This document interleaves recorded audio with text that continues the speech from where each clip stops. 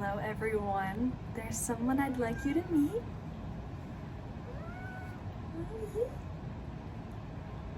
This is Lucy.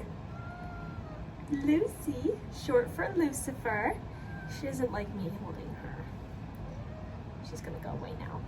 I just wanted to introduce her because she is the topic of today's video and she's the cutest ever.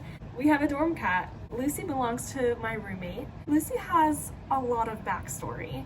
My roommate found her at 3 a.m. in the parking lot of a cookout. There's a bunch of dumpsters back there and there's a little trailer park type thing going on, and there's a lot of stray cats, and that little kitten just came right on up to my roommate and had no problem letting my roommate take her and hold her and feed her.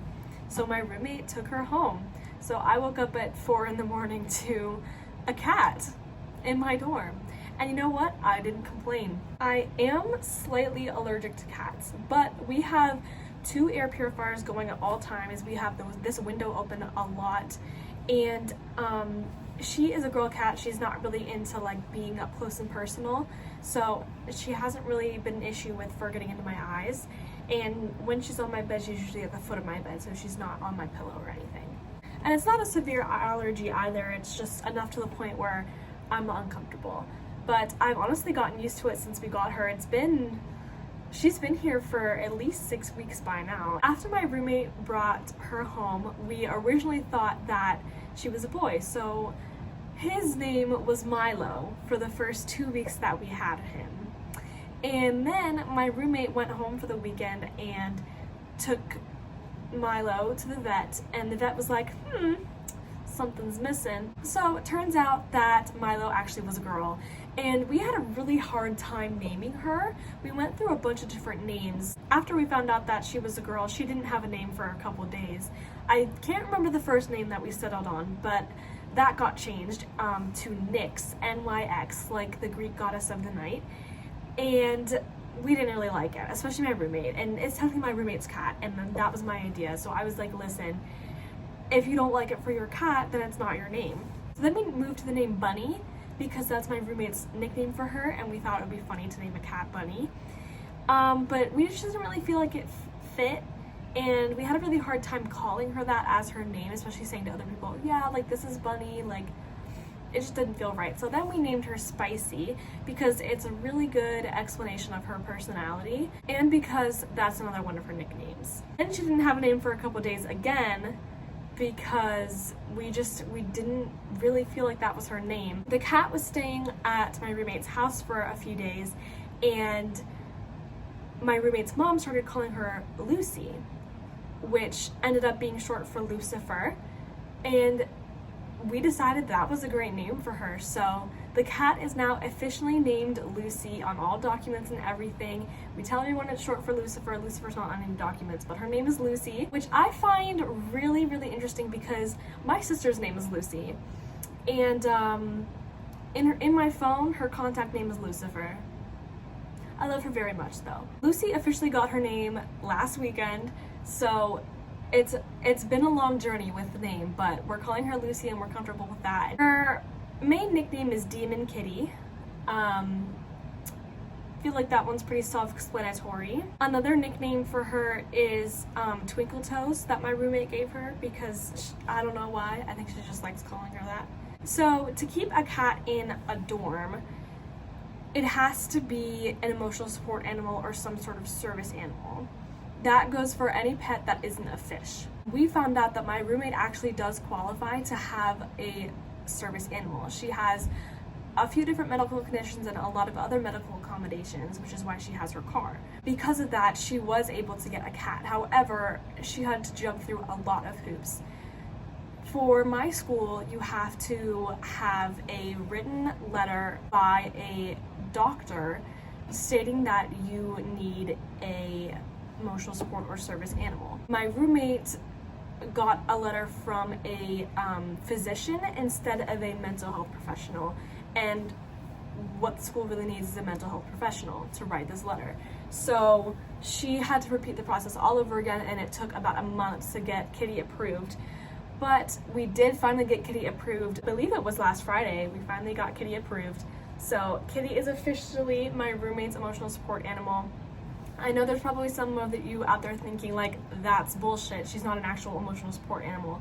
Service animals and emotional support animals are not the same thing. Service animals are trained, emotional support animals are just glorified pets, really. Their job is not to help their owner live, their job is to make their owner's lives easier. Service animals are usually more for physical conditions and severe mental health, whereas emotional support animals are for more common mental health issues. That is the very baseline, okay? That's not coming from a medical professional, that's coming from basic facts. So I know that there's more to it. Do your own research. My roommate did get an approved letter from several physicians and more than one mental health professional stating that she did need an emotional support animal, so that it's not a bullshit letter. She didn't fake needing an emotional support animal. It's really necessary. And Lucy's been really helpful for me too, because I have never ever in my whole life, even like when I was inside my mother's stomach, I have never lived without an animal. I've never gone longer than 2 weeks without living with a dog. College was really difficult for me because I didn't have a pet. I didn't have my dogs with me, and I miss them terribly. And Lucy's been helping fill that hole a little bit. And I'm gonna get my own cat next year. Next year I won't be living in the dorms anymore, so I'm going to get a cat, and I already know I'm gonna get a boy cat, and I'm gonna name him Binks, like the character from Hocus Pocus, because I love that movie. I'm gonna have to save so much money, but I think it'll be worth it. Have I had a cat before? Yes, I have. My mother had a cat from before she met my dad, and he only died when I was in like 5th grade. He actually died on my best friend's birthday, fun fact. And so I remember him, he hated me, but I was scared of him, so it was a weird dynamic. And I have many friends that have cats, and definitely a couple family members that have cats. So like I've never interacted with a cat before. I know how to take care of a cat. I know how to read a cat's behavior and things like that. This cat in particular, she's a tough cookie. As for her personality, as you might be able to tell, Kitty is very vocal. Very, very, very vocal. She is the loudest cat I've ever met in my life. Because she's so vocal, she puts us through hell till she gets what she wants. Her favorite spot is there on the windowsill. Literally any time she can be found there looking out the window, and also she can be found destroying my plants. As of this morning, every single one of my plants has a bite mark in it, and every single one of my plants has been clawed at. She doesn't really eat them. She chews on them, she bites them off, and then she spits out the thing that she just bit, which is good because I'm pretty sure not all of these are safe for cats. But she will also dig them up, and literally the other day I woke up with a pile of soil on my carpet because she will uproot my plants. Yeah, I'm talking about you. She'll uproot my plants and like toss them. So I've lost a bunch of soil. The plants are not doing very well, you guys, but I love them. I love my plants and I don't want to get rid of them. And she's still a kitten, so she's got a lot of energy. She was a stray, so she's an outdoor cat, and my roommates, of course, trying to turn her into an indoor cat, but we only got her to use a litter box. It's been a week now since she's been able to use the litter box. Every day before that, we'd have to take her out 3 or 4 times a day because she refused to go to the bathroom inside. Refused. The first 36 hours that we had her, we thought that she was like dead and dying because she wouldn't go to the bathroom. So, I mean, the second we took her outside, it was like, that was it. Problem solved. We figured it out. We got a harness for her, which she keeps escaping. She is an escape artist. It's really, really scary. We only recently got a better harness, and she still manages to wiggle out of that one too. She is just always trying to run away. You know, that kind of thing makes me think, you know, maybe we're not the best owners for her. But this cat loves my roommate, is obsessed with my roommate, screams when my roommate isn't here, and my roommate definitely has a hard time without this cat. She loves this cat.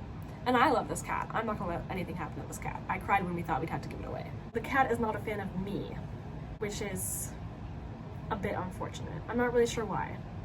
All I did was love you. She's sitting over there staring at me. When my roommate found her, she also had an infected cut on her back. We still don't know how she got it, and she also had fleas, which we didn't discover until a lot later. But once we got rid of the fleas, the infection from the cut pretty much went away. We were just cleaning and caring for this wound until it went away. The most remarkable thing about this cat is how vocal she is. She is just, I can't stress it enough how vocal this cat is. But she's also really, really cute, and we really love having her. All right, everyone, thank you so much for watching. I hope you enjoyed this video. Subscribe for more, and I'll see y'all next time. Bye!